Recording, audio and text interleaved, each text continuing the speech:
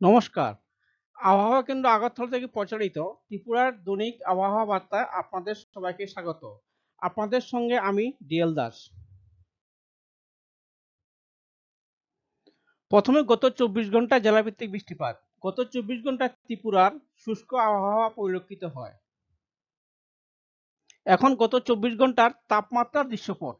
উপলব্ধ তথ্য অনুসারে গতকাল সর্বোচ্চ তাপমাত্রা ত্রিপুরার ঊনকোটি ও দক্ষিণ জেলায় স্বাভাবিকের কাছাকাছি এবং বাকি জেলাগুলোতে স্বাভাবিক থেকে বেশি ছিল। সর্বোচ্চ তাপমাত্রা রেকর্ড করা হয়েছে ২৮.৪ ডিগ্রি সেলসিয়াস আগরতলায়। এখন সর্বনিম্ন তাপমাত্রার দৃশ্যপট। উপলব্ধ তথ্য অনুসারে আজ সকালের সর্বনিম্ন তাপমাত্রা ত্রিপুরার সব জেলায় স্বাভাবিকের থেকে বেশি ছিল। সর্বনিম্ন তাপমাত্রা রেকর্ড করা হয়েছে ১৫.৮ ডিগ্রি সেলসিয়াস আগরতলায়।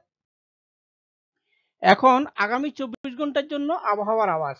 আগামী ২৪ ঘন্টায় ত্রিপুরায় ১-২ জায়গায় হালকা বৃষ্টিপাতের সম্ভাবনা রয়েছে এবং আগামী ২৪ ঘন্টার ত্রিপুরার কোনো জায়গায় আবহাওয়ার সতর্কতা নেই।